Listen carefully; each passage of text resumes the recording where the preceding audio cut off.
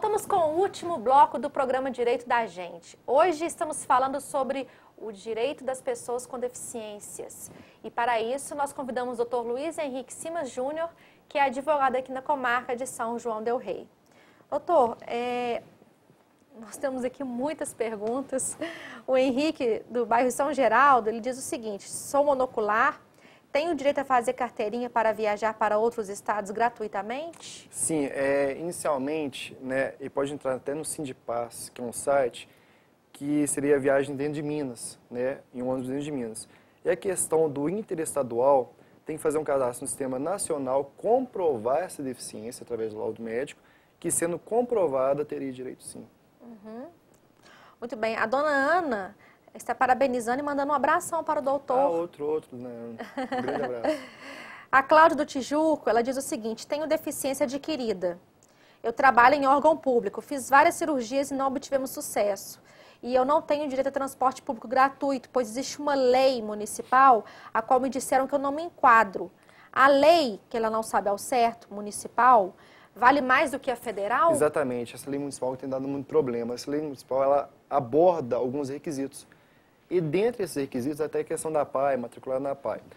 Só que, se a gente for olhar na Constituição de 88 a respeito da integração social, sobre a dignidade da pessoa humana, sobre a igualdade e a necessidade, né, de pegar aquela pessoa com necessidades especiais e colocá-la enquadrada na sociedade, eu acho que é muito mais amplo que uma lei municipal.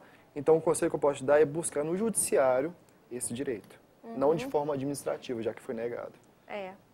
Bom, nós temos aqui um telespectador que não se identificou do bairro das Fábricas.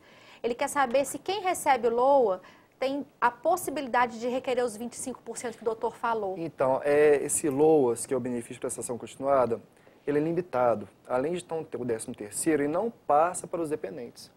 Então, os 25% é restrito somente à aposentadoria por invalidez. Uhum.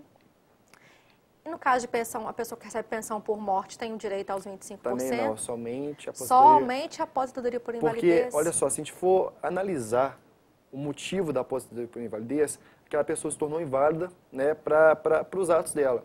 Então, ela tem necessidade de um acompanhante. Então, tem necessidade de acompanhante comprovado através de perícia, ela recebe um plus no benefício dela, que seria de 25%, para que ela possa custear esse acompanhante. Ah, tudo bem. Bom, a Terezinha do Senhor dos Montes quer saber se os pais de uma pessoa com deficiência que recebe o LOA podem pagar INSS. Olha só, Terezinha, boa noite.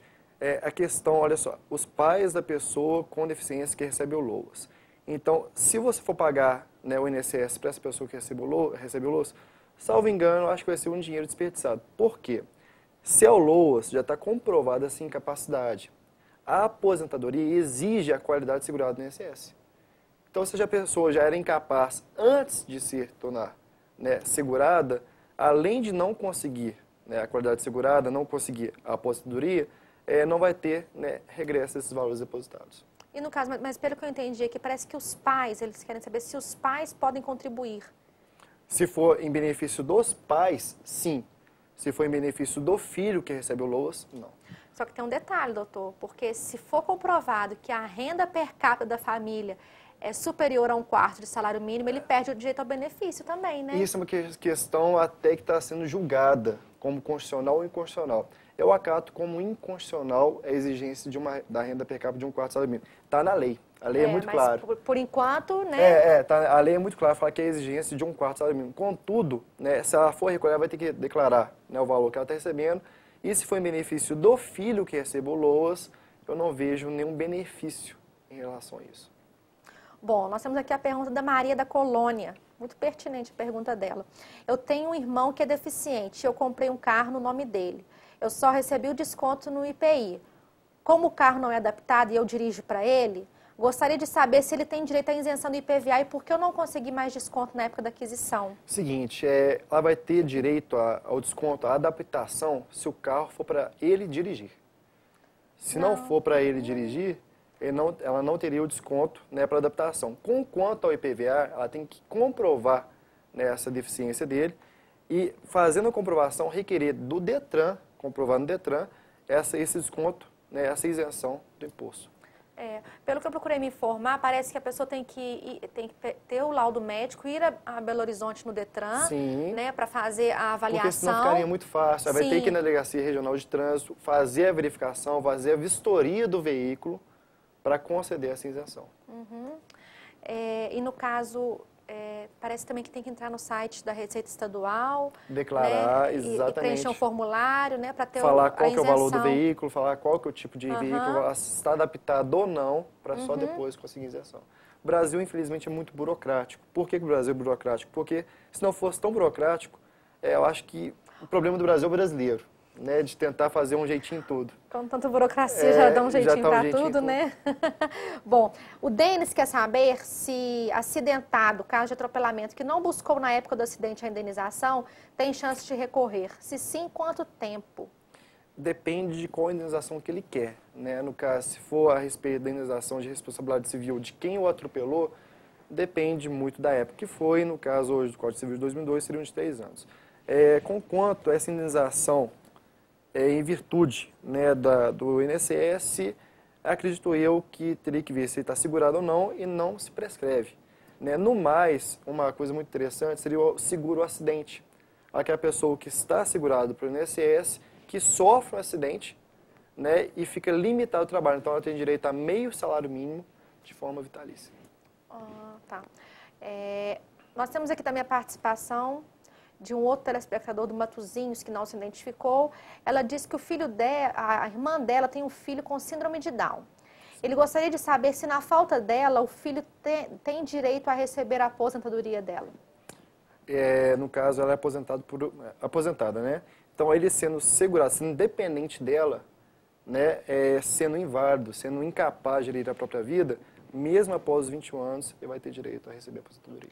Lembrando que se ele recebe o LOAS, ele vai perder o direito ao LOAS e vai... Exatamente, vai receber a aposentadoria. Mas é mais vantagem, porque pelo menos ele vai ter direito ao 13º. 13º, se futuramente acontecer algum fato, ele pode ganhar os 25% como acompanhante. Não, mas como pensão por morte, não. Não, perdão. Se fosse ela, né? O filho não, perdão, desculpa. Bom, voltando aqui às nossas perguntas, doutor,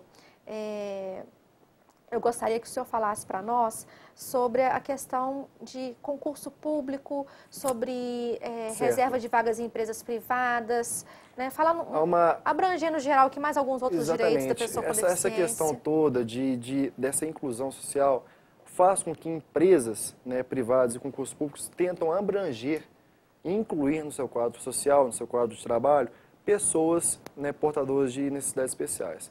A título de exemplo, empresas privadas acima de 100 empregados, né, têm uma obrigação, né, de colocar no seu quadro de trabalho pessoas com deficiência. Aí tem uma certa variação de 100 a 200 pessoas, mas acima de 100 tem uma certa obrigatoriedade de acatar, de aceitar essas pessoas. É muito interessante a gente falar, mas onde que elas vão trabalhar? Tem setor administrativo, tem setor de controle, tem vários setores os quais elas podem trabalhar sem qualquer limitação. Né? Agora, no concurso público, uma estipulação de vagas.